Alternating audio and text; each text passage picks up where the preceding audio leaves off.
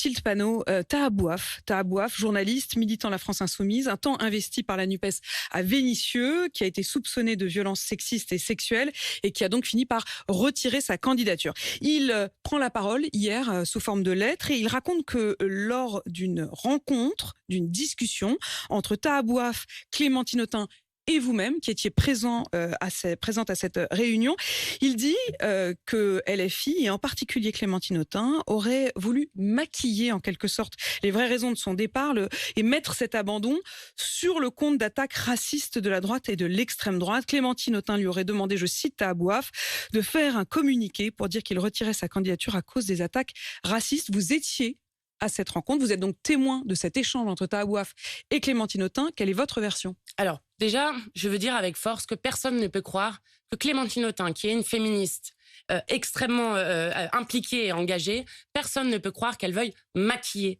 des accusations de violence et d'agression sexuelle par des femmes. Par contre, et nous l'avons assumé dès le début, nous avons fait un choix.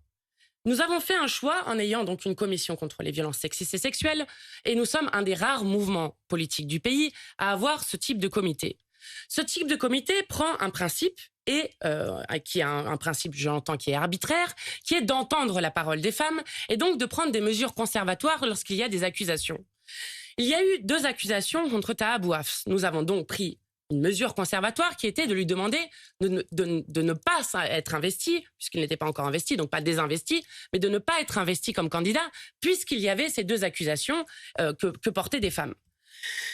Nous avons assumé que nous obéissons à ce que demandent et que nous respectons ce que demandent les femmes. Et à ce moment-là, ces femmes ne demandaient pas à ce que ça soit public, elles demandaient juste à ce que Taha Bouaf ne soit pas investi comme candidat.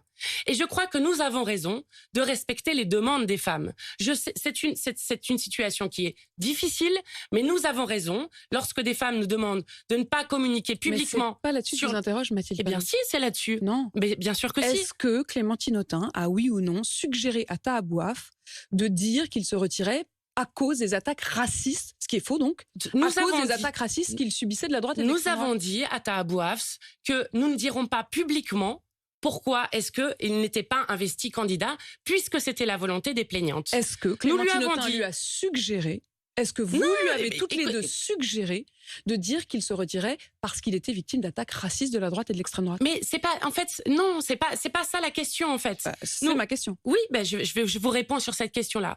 Nous avons dit que nous ne dirons pas publiquement pourquoi est-ce que Taha Bouaf n'était pas investi. Ça, j'ai bien compris, c'est la première partie de la phrase. Oui, mais donc, est-ce qu'il y a eu une deuxième partie de la phrase qui était, tu devrais, par exemple, j'essaye d'imaginer la teneur de la discussion, tu devrais, par exemple, suggérer que tu te retires parce que tu es victime d'attaques racistes. Avez-vous prononcé cette phrase? Moi, non, je ne l'ai pas prononcé. Clémentine Autain a prononcé cette phrase? Non, mais en fait, je ne sais pas si elle a prononcé cette phrase.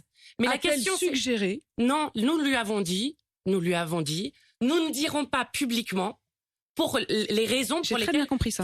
J'ai très bien compris. Oui, vous avez dit que vous n'alliez pas de vous-même dire qu'il était suspecté d'agression pour respecter la parole des femmes. Pour respecter la parole des femmes. Et je crois que c'est ce qui est important dans cette histoire. Mais vous lui avez suggéré donc de donner d'autres causes à son retrait. Eh bien, forcément qu'il a donné des causes. Vous lui avez suggéré de dire, jusqu'à un moment, d'en faire un argument politique, de manipuler son abandon par ailleurs, pour en faire un argument politique. Je continue de dire, vous ne niez pas cela.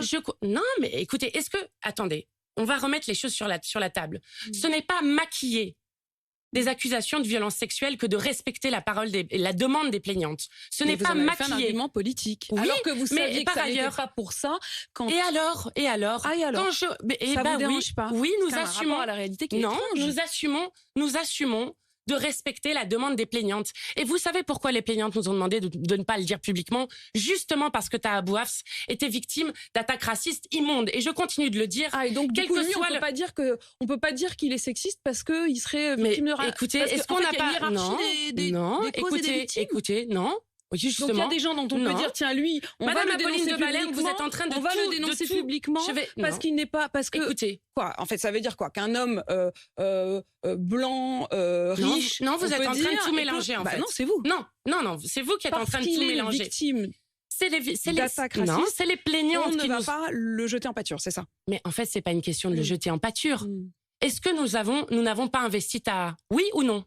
Est-ce que nous avons pris la mesure conservatoire? Lui dit oui parce ou que non? Moi j'ai abandonné. Est-ce que non, nous avons décidé de ne pas investir Taha Bouaf. Est-ce que nous l'avons pris cette décision? Voilà, il n'est pas député.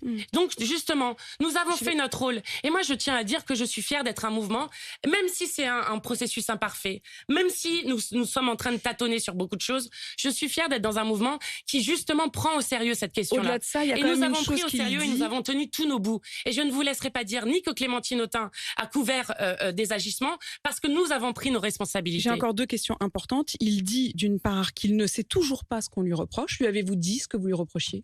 Oui, nous avons dit, mais nous n'avons pas transmis les témoignages, c'est vrai, parce que nous ne pouvons pas transmettre les témoignages dans un esprit de confidentialité. Et vous le savez, il ne se suffit pas juste dans un témoignage d'agression sexuelle de barrer un nom, parce que vous pouvez reconnaître des faits, vous pouvez reconnaître des circonstances, et donc nous n'avons pas transmis les témoignages, c'est vrai. Il dit tout cela, pourquoi?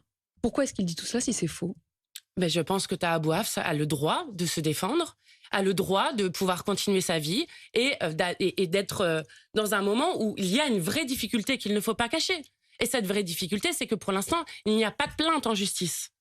Et donc, nous continuons à faire notre travail pour essayer de convaincre les plaignantes d'aller porter plainte en justice pour que ce processus puisse aller à son terme. Il espère, dit-il, pouvoir avoir une procédure juste et équitable où le fondamental principe du contradictoire sera respecté, mais il semble qu'il en doute. Eh bien, nous avons répondu par un communiqué que vous pouvez voir, dans lequel nous lui indiquons que nous pouvons tout à fait le recevoir. Mathilde